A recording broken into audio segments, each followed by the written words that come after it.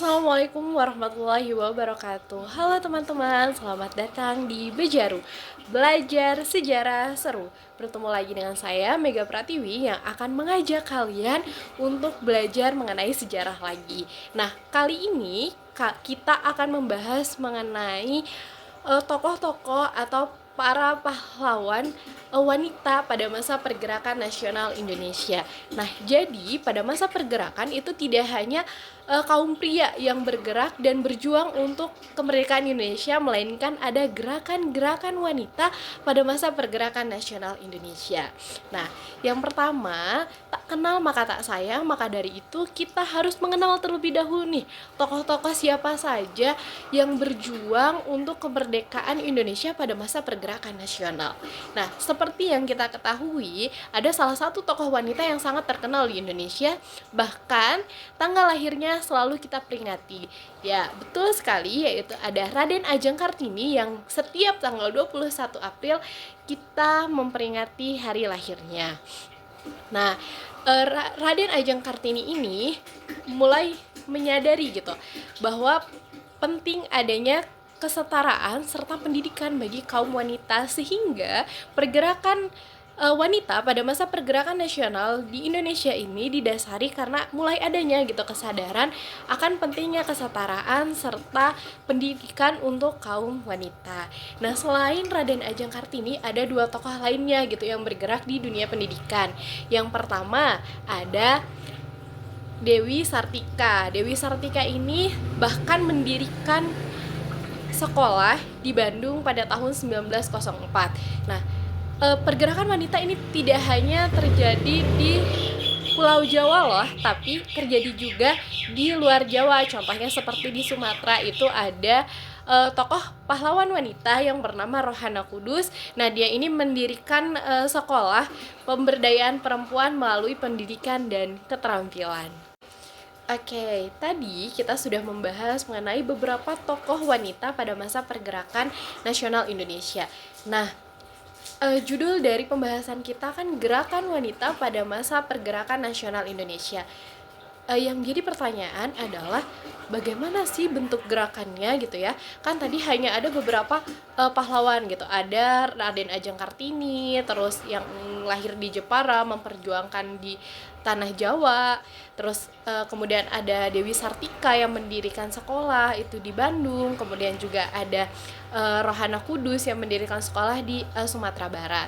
Nah, bentuk dari gerakan wanita pada masa pergerakan nasional Indonesia ini semakin gencar dengan adanya Kongres Wanita pertama yang diselenggarakan oleh para pahlawan wanita dari berbagai daerah di Indonesia. Nah, oke, kita masuk ke pembahasan selanjutnya, yaitu mengenai Kongres Perempuan Indonesia pertama. Kongres ini dilaksanakannya tidak jauh berbeda waktunya dengan Sumpah Pemuda. Nah, jadi ada kaitannya nih Sumpah Pemuda dengan Kongres Perempuan Indonesia pertama. Nah, kongres ini dilaksanakan pada tahun yang sama, yaitu pada tahun 1928. Dan sejarah ini mencatat bahwa Kongres Perempuan pertama Indonesia ini dilaksanakan di Yogyakarta. Ini merupakan momen penting dalam penyatuan berbagai organisasi wanita di seluruh Nusantara. Nah, apa sih yang dibahas dalam kongres ini? Tentunya hal-hal yang urgent atau hal-hal penting yang berkaitan dengan wanita. Nah, pada kongres pertama perempuan ini mereka membahas mengenai isu-isu penting seperti pendidikan, kesetaraan, dan peran wanita dalam memperjuangkan kemerdekaan.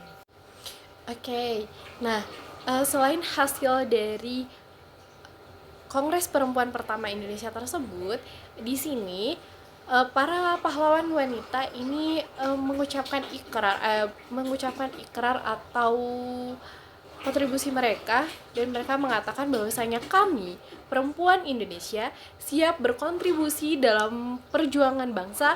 Pendidikan adalah kunci untuk membangun generasi yang kuat dan merdeka.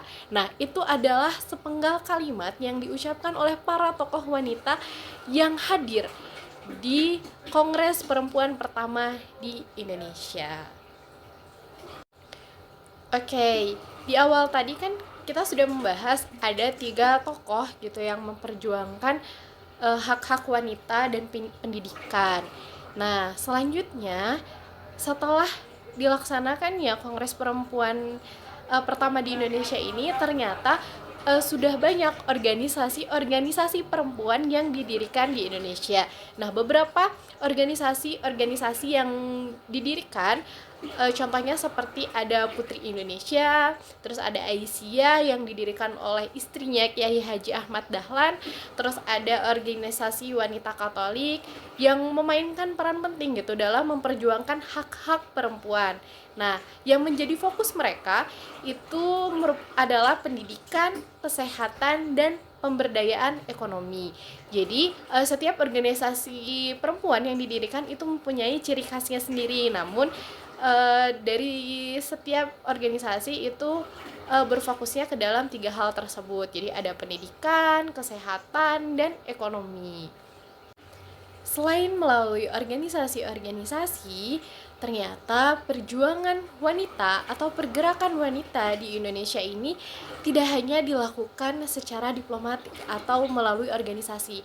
Namun pada masa perjuangan fisik, wanita juga berkontribusi aktif gitu. Selain di balik layar, mereka juga terjun langsung ke medan peperangan. Nah, ayo, ada yang tahu pahlawan wanita yang terjun langsung ke dalam peperangan? Ya, benar. Ada Cut Nyadin dan Cut Mutia yang menjadi simbol keberanian wanita Indonesia. Selain itu juga ada Marta Tiahahu yang ikut juga berjuang bersama ayahnya untuk merebut kemerdekaan Indonesia. Namun, kita juga tidak bisa mengabaikan peran-peran wanita di balik layar dari peperangan itu sendiri. Nah, selain di medan pertempuran, banyak wanita yang berperan sebagai pendidik dan perawat gitu bagi para pejuang ini. Nah, mereka biasanya membantu untuk menyediakan logistik dan informasi penting selama memperjuangkan kemerdekaan Indonesia. Oke, selanjutnya di sini kita akan menguraikan gitu ya berdasarkan penjelasan-penjelasan sebelumnya mengenai apa saja gitu beberapa contoh dari peran dan kontribusi para wanita pada masa pergerakan nasional Indonesia.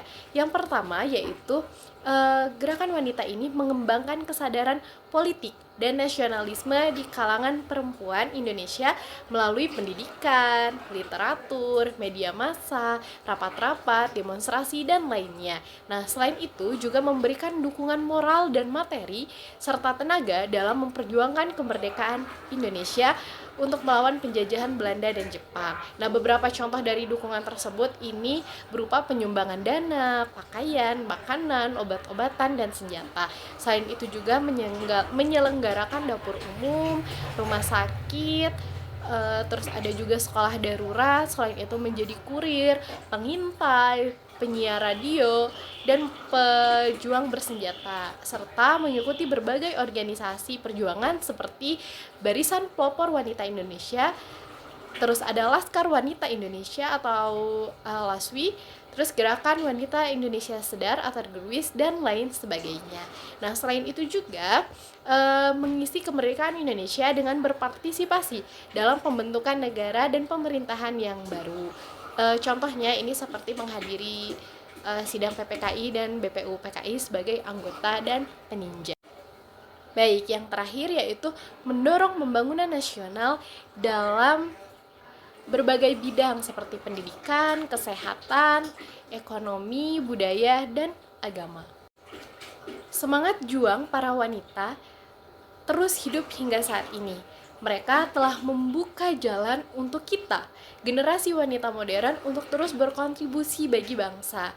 Habis gelap, terbitlah terang.